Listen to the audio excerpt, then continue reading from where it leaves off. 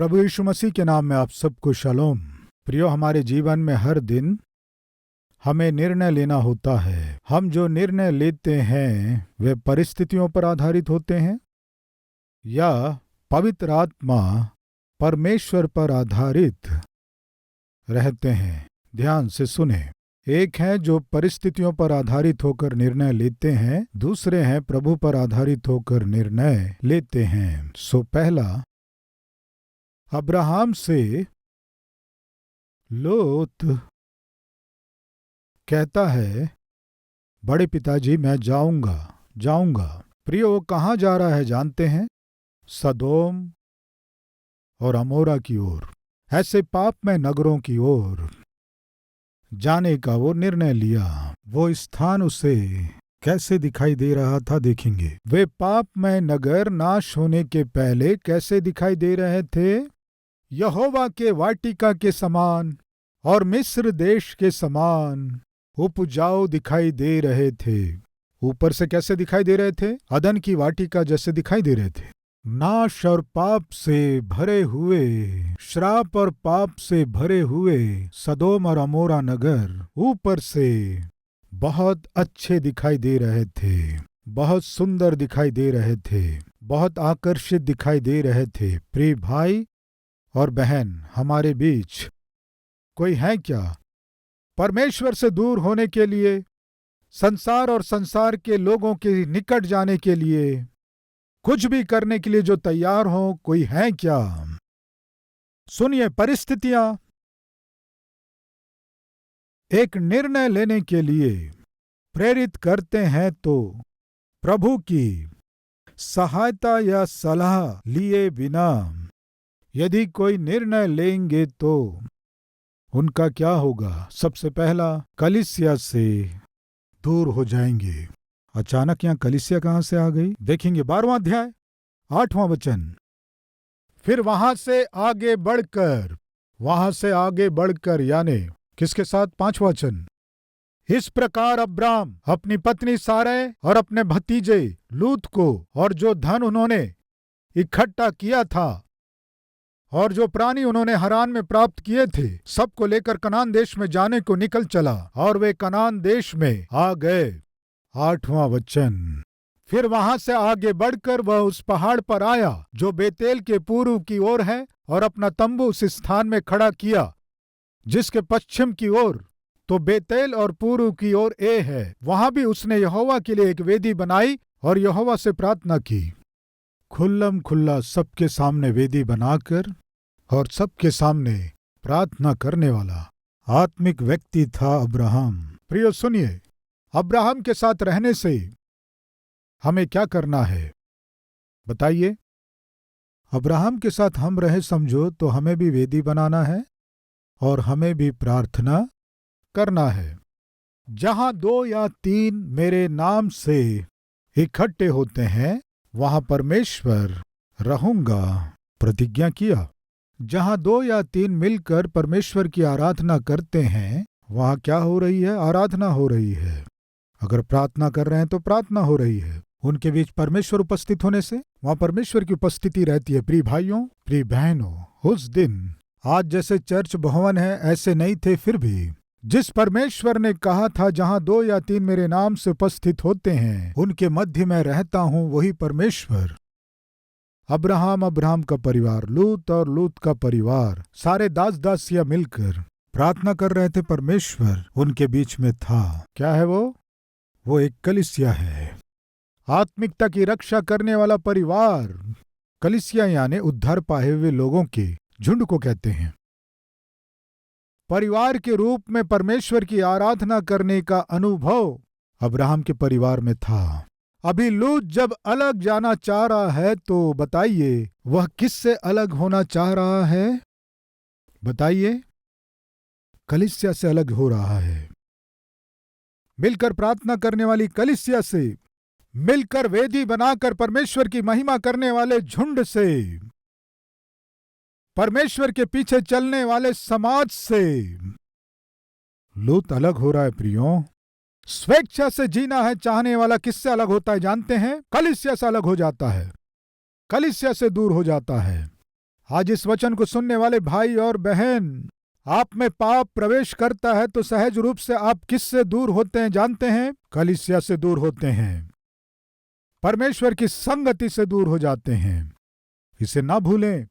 प्रिय, एक प्रांत में एक चर्च का निर्माण किए। उस चर्च की स्थापना करने वाले पास्टर ने क्या किया जानते हैं? चर्च की आराधना शाम को 6 बजे करता था। उस भवन में बिजली नहीं थी। शर्त क्या है कि हर एक जन आते आते अपने साथ एक कैंडल लेकर आना है। मैं आया समझो, मेरे साथ एक कैंडल लाकर वहां रखना है, तब मेरा सारा स्थान प्रकाशमय रहेगा। बाजू वाले आकर बैठे समझो, वे भी कैंडल रखना है, वो पूरा स्थान प्रकाशित होगा। उस कलीसिया में 100 लोग हैं समझो, 100 कैंडल रखेंगे तो वो मंदिर कितना प्रकाशमान होगा बताइए? प्रकाशमय होगा। उसका क्या नाम दिए जानते हैं? ए चर्च ऑफ 100 कैंडल्स, ये नाम दिए। 100 कैंडलों वाला चर्च, ये नाम दिए। 49 नंबर वाला व्यक्ति नहीं आया समझो, तब उस स्थान में क्या होगा बताइए? प्रियो बताइए। उसका जो स्थान है वो किससे भर गया? अभी वो कहाँ है? कहाँ है? अंधकार में है। 49 नंबर वाला व्यक्ति उस दिन नहीं आया है तो वो जिस स्थान में बैठता है वो अंधकार से भर गया है। इसका अर्थ क्या है कि वो अंधकार में है, इसीलिए यहाँ चर्च में अंधकार छा गया है। कुछ समझ में आया? सहज रूप से यदि उस चर्च में कोई आ नहीं पाता है तो वहां अंधकार छा जाने से उनका अभिप्राय क्या है कि ये व्यक्ति कहीं बाहर अंधकार में फंसा हुआ है। इसलिए इस चर्च में जहां वो बैठता है वहां अंधकार छा गया है। इस अद्भुत पाठ को कलीसिया को सिखाना है, इसलिए उस कलीसिया में कैंडल के सिस्टम को प्रारंभ किए। प्रिय भाइयों और बहनों, ध्यान से सुने। उस दिन अलग रहने के लिए जो जा रहा था वो लूत कलीसिया से दूर हो गया। सावधान, जब आप परमेश्वर पर आधारित ना रहकर, अपने दृष्टि पर आधारित होकर, आपके विचारों पर आधारित होकर, शरीर पर आधारित होकर, सोच पर आधारित होकर आप निर्णय लेंगे तो सबसे पहले क्या होता है कि आप कलीसिया से दूर हो जाते हैं, कलीसिया को खो देते हैं। उस समय तक जिन्होंने उसके लिए प्रार्थना की, उस समय तक जो उसकी अगुवाई की, उस अद्भुत समाज को, उस अद्भुत कलीसिया को और उस अद्भुत परिवार को लूत खो दिया। प्रभु की सहायता लिए बिना स्वयं का निर्णय लेने से वो क्या खोया? कलीसिया को खो दिया। प्रियो, एक व्यक्ति सोचा कि मुझे यहाँ 30,000 रुपए ही मिल रहे हैं, फलाने स्थान में 1.5 लाख वेतन मिलेगा, ये सोचकर अपने कलीसिया के पास्टर के पास आकर, मैं बहुत ही अच्छी कलीसिया की संगति में रहकर, मेरी पत्नी, मेरे बच्चे संडे स्कूल में आते हैं और मैं सेवा में सहभागी होता हूं और मेरी पत्नी भी सेवा में सहभागी होती है, लेकिन अभी मुझे 1,50,000 की नौकरी मिली है, इसलिए मुझे जाना पड़ रहा है। इस बात को बताकर, पास्टर से प्रार्थना करवाकर दूर प्रांत को परिवार चला गया। 3-4 महीने बीतने के बाद सारा सामान समेटकर फिर से वही परिवार 30,000 वेतन के लिए फिर से वही नौकरी करने के लिए आ गए। फिर पास्टर के पास गया, क्या बात है, आप आ गए हो? आ गया नहीं पास्टर जी, आ गए हैं। मेरी पत्नी, मेरे बच्चे, हम सब आ गए हैं। क्यों आ गए? मुझे जो 1,50,000 मिलता है उससे बढ़कर मेरी ये अद्भुत कलीसिया है। इस कलीसिया के जैसा वचन मुझे वहां नहीं मिला, इसीलिए मेरे बच्चे संडे स्कूल जाना छोड़ दिए। संडे स्कूल जाते थे, उनको कुछ समझ में नहीं आता था। मैं और मेरी पत्नी कलीसिया की सेवकाई में भाग लेना चाहे, पर वहां वो अवसर नहीं मिला। सेवा में भाग लेने की आवश्यकता भी वहां नहीं थी। उस प्रांत में गए, लेकिन जो कलीसिया हमें चाहिए वो हमें नहीं मिली। आर्थिक रूप से हम मजबूत हो रहे थे, लेकिन आत्मिक रूप से परमेश्वर और कलीसिया से हम दूर हो गए। तब से हमारे परिवार में शांति नहीं थी, मेल मिलाप नहीं था।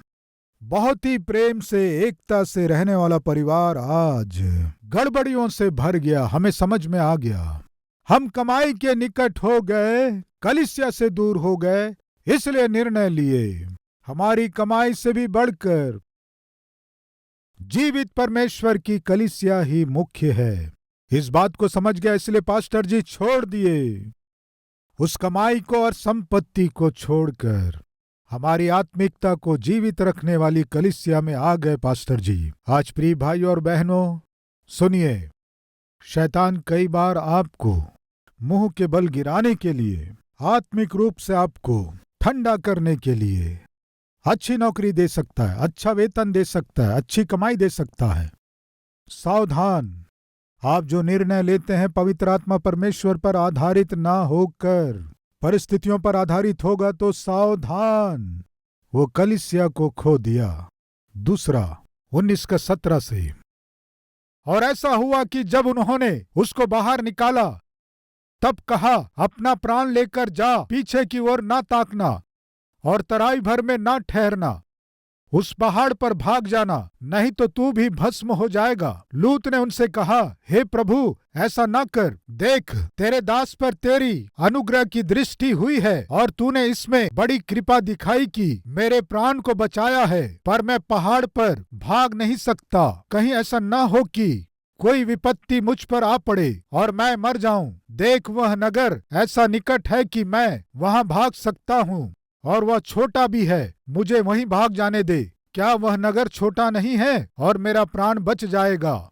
26 वचन, लूत की पत्नी ने जो उसके पीछे थी दृष्टि फेर के पीछे की ओर देखा और वह नमक का खंबा बन गई। प्रियो, कलीसिया से दूर हो गया और अभी उसकी पत्नी भी उससे दूर चली गई। वो जो निर्णय ले रहा था उसमें परमेश्वर के लिए स्थान था क्या? अगर एक बार वो सोचा होता तो लूत का जीवन बहुत अच्छा होता। प्रिय भाइयों बहनों सुन रहे हैं, हमारे जीवन में हर दिन निर्णय लेना पड़ता है, निर्णय लेना पड़ता है, निर्णय लेना पड़ता है। लेकिन आप जो निर्णय लेते हैं उसमें परमेश्वर को स्थान दीजिए। परमेश्वर के बताए गए स्थान में ही जाइए। 13वां अध्याय 14वां वचन, जब लूत अब्राम से अलग हो गया तब उसके पश्चात यहोवा ने अब्राहम से कहा, आंख उठाकर जिस स्थान पे तू है वहां से उत्तर, दक्षिण, पूर्व, पश्चिम चारों ओर दृष्टि कर, क्योंकि जितनी भूमि तुझे दिखाई देती है उस सब को मैं तुझे और तेरे वंश को युग युग के लिए दूंगा। अब्राहम किसके डायरेक्शन में चल रहा है बताइए? परमेश्वर के डायरेक्शन में। लूत किसके डायरेक्शन में चल रहा है? स्वयं के डायरेक्शन में। वो कहाँ गया? नाश होने वाले सदोम और अमोरा के नगर में गया। पहला वो कलीसिया को खोया, दूसरा उसने अपनी पत्नी को खोया। 19:30 वचन, फिर लूत ने सोवर को छोड़ दिया और पहाड़ पर अपनी दोनों बेटियों समेत रहने लगा। क्योंकि वह सोवर में रहने से डरता था, इसलिए वह और उसकी दोनों बेटियां वहां एक गुफा में रहने लगे। कहाँ रहने लगे बताइए? घर में नहीं प्रियो, बताइए, गुफा में। क्यों? थोड़ी देर पहले मैं एक परिवार के विषय में आपको बताया। वे अपनी कमाई के लिए कलीसिया को छोड़कर चले गए। 3-4 महीनों में उन्हें मालूम चल गया कलीसिया से बड़ी कमाई नहीं है।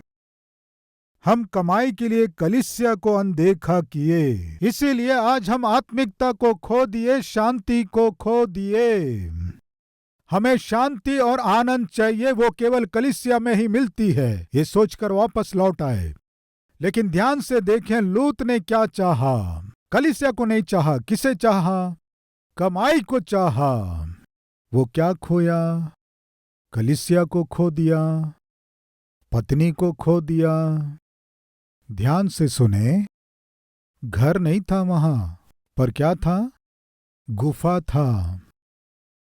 उस गुफा में क्या हो रहा देखेंगे, आइए। जहां कलीसिया नहीं थी, पत्नी नहीं थी, उस गुफा में क्या हो रहा था देखेंगे। पढ़ रहा हूं, वह और उसकी दोनों बेटियां वहां एक गुफा में रहने लगे।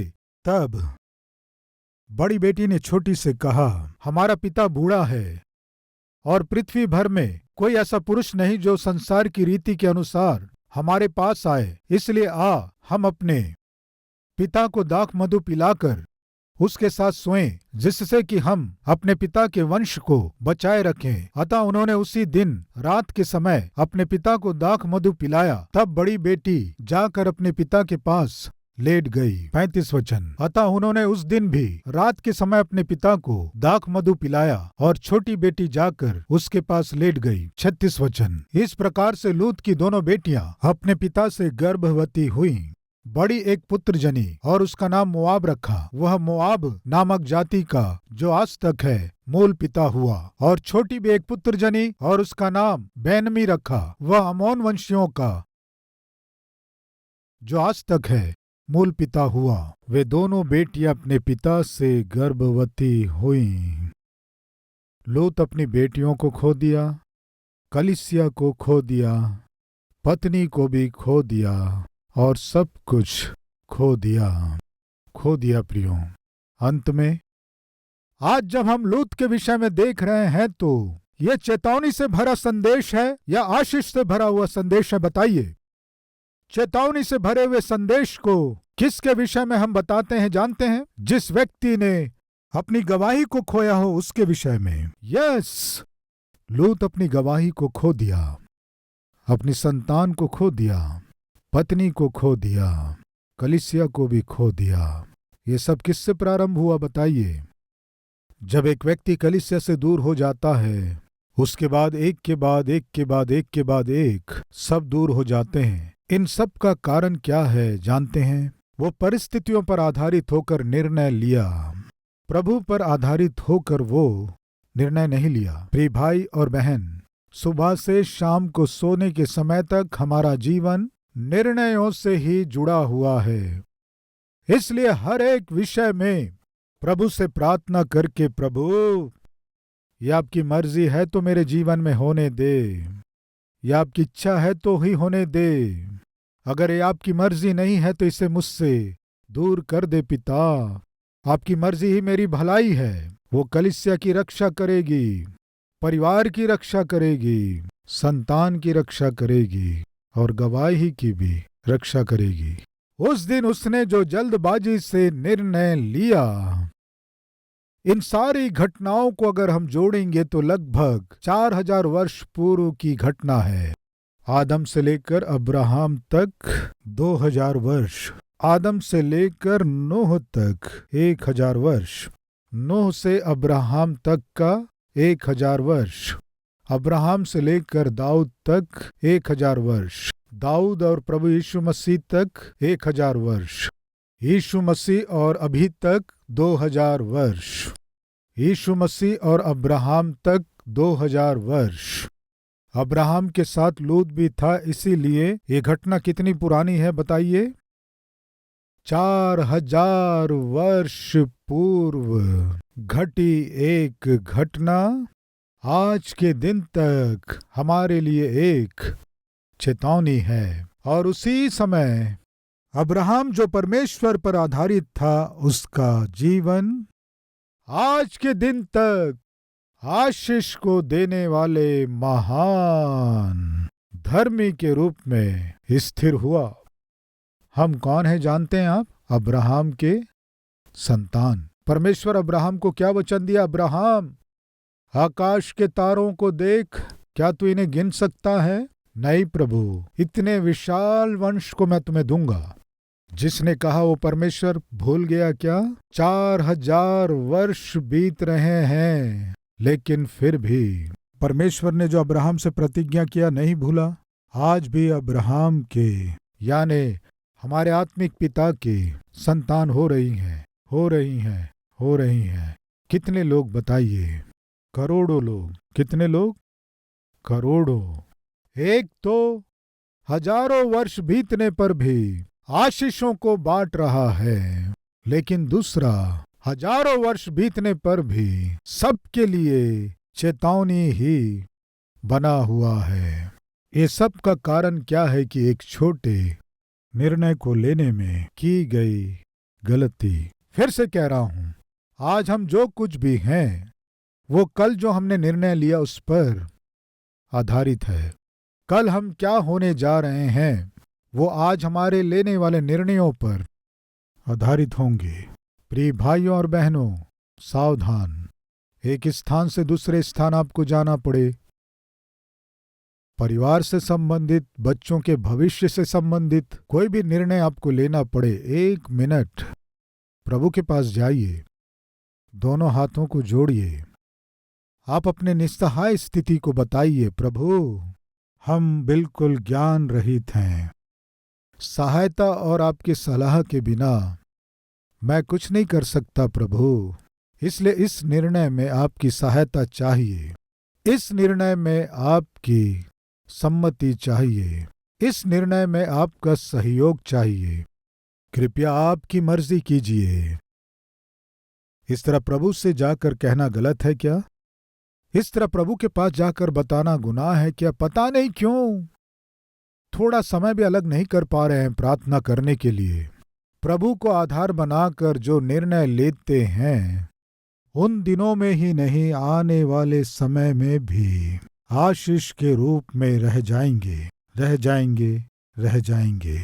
परमेश्वर की योजना के बिना परिस्थितियों पर आधारित होकर, अपनी दृष्टि पर आधारित होकर, अपनी इच्छाओं पर आधारित होकर, लालसाओं पर आधारित होकर, जल्दबाजी पर आधारित होकर आप जो भी निर्णय लेंगे उसका मूल्य इस पीढ़ी के लोग ही नहीं, उसके बाद आने वाली पीढ़ी के बाद पीढ़ी उस मूल्य को चुकाने से बच नहीं सकते। इस बहुमूल्य पाठ को सीखने के बाद आप जो भी निर्णय लें, निश्चय प्रभु की उपस्थिति में जाकर कहिए, प्रभु ये आपका निर्णय नहीं है तो इसे दूर कीजिए, आपका निर्णय होने से ही रास्ता खोलिए। इस तरह प्रभु से प्रार्थना करके, उनकी सहायता प्राप्त करके आप किसी भी निर्णय को लीजिए। कल के दिन समस्या आने पर, प्रभु ये मेरे स्वयं का निर्णय नहीं है, ये मेरी मर्जी नहीं है, आपकी इच्छा, आपकी मर्जी पूरी होनी है, मैंने चाहा, आपकी सहायता को, आपके सलाह को, आपकी सम्मति को मैंने चाहा, उसके बाद ही इस काम को प्रारंभ किया प्रभु। इस तरह प्रभु के पास हिम्मत से कह सकेंगे। आज इस संदेश के द्वारा सच में हम आशीष पाए हैं। कहने वाले हैं तो हाथ दिखाएंगे। आइए प्रार्थना करें।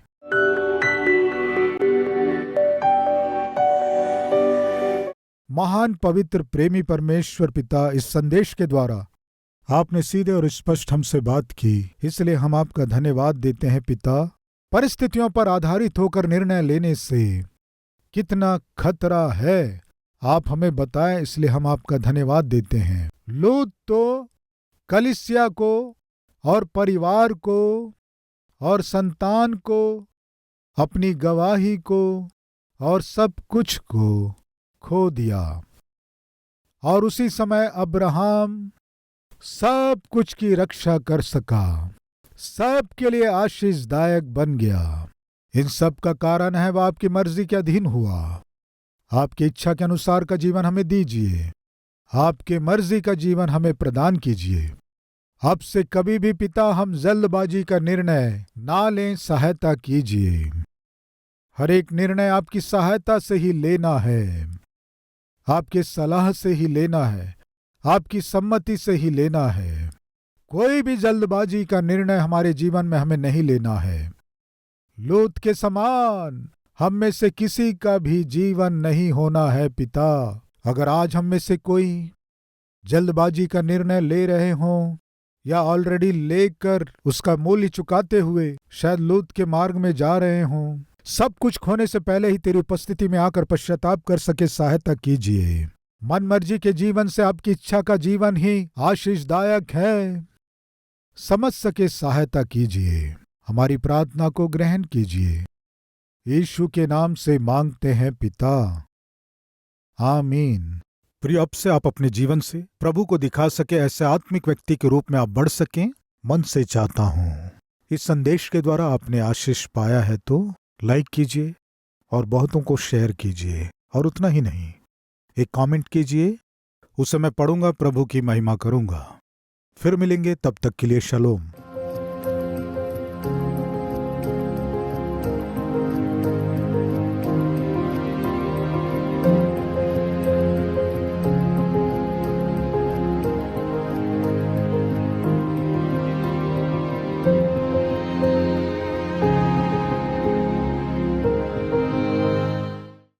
हमारा पता Calvary, post box number 30, Kukatpally, Hyderabad 72।